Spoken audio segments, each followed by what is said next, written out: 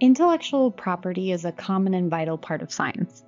The most frequently used form of intellectual property for science and research is a patent. A legal right granted by the government, a patent gives an inventor exclusive rights to prevent others from making, using, or selling their invention for a certain amount of time. In the US, the time frame is typically 15 to 20 years. Patents, along with other forms of intellectual property, incentivize innovation, fostering the commercialization and dissemination of scientific breakthroughs. So how does a scientist or engineer obtain a patent? And why is the commercialization and dissemination of intellectual property so important to the field of science and beyond? Find out on this episode of Beyond the Breakthrough, where we break down the latest developments in science and technology with help from the experts behind them. I'm your host, Kelsey Underwood. Before we begin, please note, the National Radio Astronomy Observatory is a facility of the U.S. National Science Foundation, operated under a cooperative agreement with Associated Universities Incorporated. The opinions expressed in this podcast do not necessarily represent those of the NSF. Now let's get started. Our primary focus is developing new technology for future instruments. That's Bert Hawkins, the Assistant Director of the U.S. National Science Foundation's National Radio Astronomy Observatory. Bert has been with the observatory for 8 years, overseeing the research and development work done at the observatory's Central Development Laboratory in Charlottesville, Virginia. The Central Development Lab, or CDL, is home to about 50 engineers, technical specialists, and support personnel. An important component to Bert's role is recruiting new engineers, including undergraduate and graduate co-op students and postdoctoral researchers. They invigorate what we do here, they add a capability, and they establish a talent pipeline because the work we do here is definitely out of the mainstream. Some of the technology and techniques we use require some special training, so recruiting is important. When I go to engineering recruiting events, it is surprising to people that you can, as an electrical engineer or a mechanical engineer, have a full career in astronomy and radio astronomy and support science. When engineers at CDL develop a patentable piece of technology, their first step is to speak with Jeff Pixton, the observatory's technology transfer manager.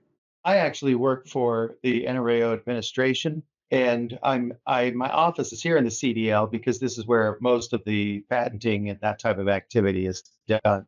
I help work with the inventors or with staff engineers and scientists who have become inventors, and also there's a few others who become inventors, help them get through the patenting process, and then we jump into the commercialization process wherever we can to try to push those technologies out of the lab into the marketplace. What kinds of inventions are staff developing at the NRAO? Nature gives up its secrets across a large bandwidth, but it's very quiet. We build instruments that are extremely sensitive and look at a lot of bandwidth. We have patented antennas, amplifiers. We build some of the best amplifiers in the world, very specific amplifiers for high frequencies and broad bandwidths and extreme sensitivity. Filters to separate the signal of interest from the noise. The down converters, which are the devices that convert the high frequency signals that the information is in from space down to a lower frequency where it can be digitized and useful information extracted. Before starting the official patent process, new inventions at the NRAO are reviewed by a patentability examination board made up of staff members. We do a little triage within the observatory where we determine if something is worth pursuing as a patent, or if sometimes if a technology is too niche or too narrow in its focus, even though you could patent it, it probably doesn't make any sense to patent it, because it's just too narrow. It doesn't have any broader applications. Another key criterion for patentability is if the invention helps to solve a problem that exists among others. If an invention is passed by the review board, then paperwork is filed with the U.S. Patent Office to begin the patent process, which begins with a provisional application. The Patent Office, because they know inventors are constantly trying to improve their invention, whatever it is, a method or a device, they have what's called a provisional application or a provisional process where you can put a placeholder in time that you invented something, a date. So you file a paperwork with the patent office on a certain date, and it's just a placeholder. And that gives you up to a year to actually file a real patent application. So normally we do that. We file the provisional date on a specific date, and that gives us our invention date in the marketplace. Then about 10 months to a year later, we convert that provisional into an actual patent application. And then that's what gets examined. It takes about 12 to 18 months at the patent office for an examiner, a human, to look at your technology and determine whether or not it is patentable and then issue the patent. While applying for a patent is often perceived as nebulous and complicated to those who are unfamiliar, Jeff says the 2.5-year process is straightforward, especially with guidance from him or someone with a similar role. However, the commercialization process that follows receipt of a patent is more complex. That's where the complexity comes in, is dealing with finding appropriate companies that need a specific technology to develop a new product. So does it actually solve a problem that someone else has? And does it solve it in a way that they can make, hundreds of units or thousands of units and sell them at a profit? So that can become difficult. Frequently, what happens when the technology gets into the hands of an industry partner, they need to change it because the way we developed and used it to solve our problem is not the exact same problem that the industry partner has, but it's close. So then frequently our scientists or engineers the inventors who develop the technology will work with the industry partner to modify the technology for their application. Jeff summarizes this process, known as technology or tech transfer. Taking technology out of a lab, a academic or a federal lab, and then moving that to the industrial partner so that they can develop an actual product that they can sell and then generate revenue. Tech transfer originated during the Cold War, a time when the US government was heavily investing in technology development. However, in the 1960s and 70s, commercialization was difficult for industry partners because the government-owned intellectual property developed at federal institutions. Policies of the time stated that if the government owned the intellectual property, then taxpayers, who essentially funded the research, did too. Therefore, no single private entity should gain a monopoly over the resulting invention. But without safeguarding their intellectual property, investors and industry partners couldn't guarantee their competitive edge to succeed in the marketplace. So the problem is, in the marketplace, you have to have some sort of competitive advantage to create a product, especially if it's expensive to bring that product to market. And the way you protect that is usually through patents or other intellectual property. So if you have no intellectual property, and you create this ingenious device or product and sell it in the marketplace, anyone can duplicate that and sell it too. And so this is one of the problems we see with international trade, where things are developed for, they cost millions of dollars and engineering and research to develop products. They're manufactured, and then certain foreign countries they reverse engineer the product, and then they make the exact same thing without having to spend any of the research dollars to develop those, and then they sell them. The US government wanted their investment in scientific research to drive innovation, stimulate economic growth, and fully benefit the public. To do so, the technologies developed at federally funded labs needed to be industrialized, and therefore they had to be privately patentable. Congress changed the rules in 1980 in a congressional act called the Bayh-Dole Act, Senator Bayh and Senator Dole. And what they did is they allowed private ownership of the intellectual property that was developed by the individual institutes, whether that be academic or taxpayer federal labs like ours under cooperative agreement, or actual federal employees. And so they allowed the labs to own the technologies so they could be commercialized. The National Radio Astronomy Observatory is a great example of this act in play. Thanks to the National Science Foundation, taxpayer money comes into AUI to run the National Radio Astronomy Observatory. So the taxpayers make an investment in science, and there's a great return on that investment. What NRAO has produced over the years is world-leading science, and you may have seen some of the science results.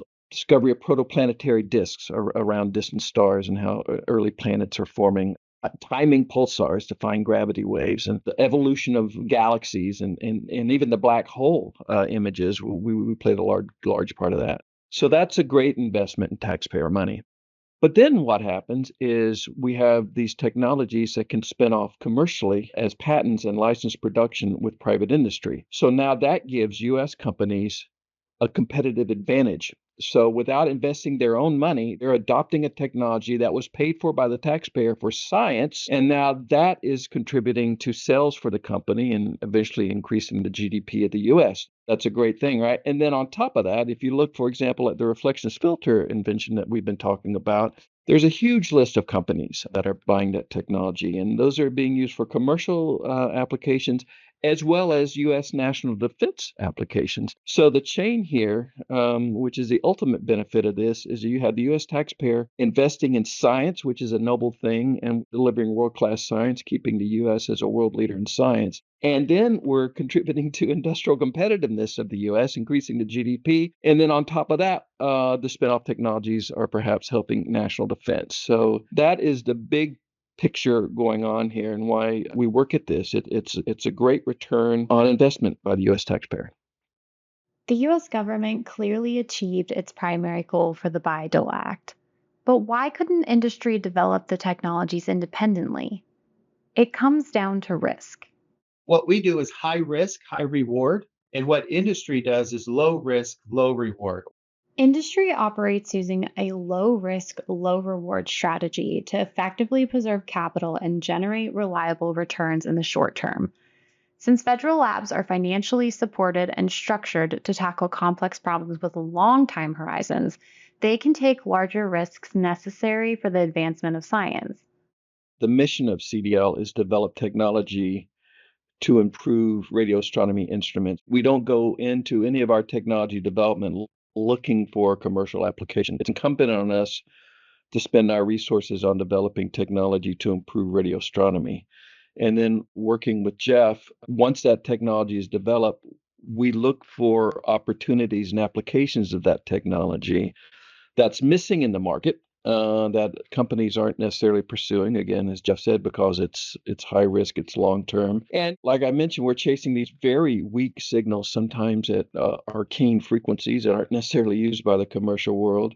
So private industry isn't necessarily thinking along those lines. And so what happens sometimes is after we develop that technology, it turns out directly applicable, or maybe with slight modifications, it has a huge commercial application that was unforeseen when we started. I think the best example of that are these reflections filters that were invented by a research engineer at CDL by the name of Matt Morgan. He started out developing these devices in order to decrease the noise in radio astronomy receivers. We're always looking to decrease the noise because the signals are so weak. And so he very creatively developed this new line of reflections filters, which are being used in future radio telescopes and improving our instruments in the future. It turns out that commercial items can also take great advantage of these filters. Matt Morgan and his reflectionless filters also illustrate just how forward-thinking engineers are at the CDO. Matt Morgan developed that technology in 2008. So industry started using it in 2015, and radio astronomy is not quite there, but it's being incorporated into the next generation of receivers. So it was developed in 2008. It's now 2025, and it's just being incorporated into radio astronomy. So the radio astronomy has a very long-term view of technology, whereas again, industry has a very short-term view. One of the biggest challenges that Jeff, Bert, and NRAO inventors such as Matt encounter is initially marketing an invention to potential industry partners. Marketing can be probably the most challenging thing, where I generally tell people you're going to have to talk to about 100 to 125 different people about your technology before you get someone who's potentially interested. Jeff and I have found ourselves many times having a very long conversation with someone from a for-profit company, explaining to them exactly what our technology is, because it is sometimes a little arcane and unusual and novel and new and not what they're used to, and explaining to them how it can help their product line. And it's something that will advance their cause as well. So that's also a challenge to convince the commercial world that what we have can be useful for them. And that's another area where Jeff helps a lot. And in fact, Jeff and I are kind of the 1-2 combination at some of these conferences we go to, where Jeff knows the technology, selling ed part of this and what the private companies want, and I can speak a little bit to the technology. And so between the two of us, we're having some success in being able to market our technology, but that's a challenge too. Bert is outstandingly helpful in having the technical conversations. Once I get the conversation going with a VP of a company interested in a new product, Bert can have those technical conversations and explain the technology. And once the partnership is formed with a private entity, the national lab and the inventor receive a portion of the returns from the commercial sales. We do revenue sharing, and a third of the money of the net revenue we collect goes back to the inventor, which is consistent with national labs and universities. And remember, while the U.S. government may not receive direct returns since patents are now institution-owned, the country still receives benefits as well. The real benefit is coming back to American society, in that these taxpayer-funded research ends up generating more jobs and more revenue for companies, American companies, and then which then generate more taxes that can be collected. So there's a life cycle here of benefit that kind of goes around and around. And of course, with more tax dollars collected from the new business generated by these commercialized technologies, new technologies can then be generated in the future. What new commercialized technology is on the horizon for Central Development Lab? You may be surprised that it's outside the realm of radio astronomy, which happens occasionally. We've got a technology that's very promising right now for UAVs, unmanned aerial vehicles. And it's going to be really cool to see that project come along and develop and create a higher capability that the industry hasn't had before. And it's due to an antenna technology being developed at CDL. And the antenna technology was developed for the Advanced Spectrum Monitoring Program. Wow, what a neat episode. It was such a pleasure to learn about the tech transfer process at the U.S. National Science Foundation's National Radio Astronomy Observatory with Bert and Jeff. They are both so knowledgeable. I appreciate them for taking the time to sit down with me and explain their work at the Central Development Laboratory. I learned a plethora of information this week, and I hope you did as well. If you would like to learn more about the NRAO's Central Development Lab, you can visit public.nrao.edu/CDL.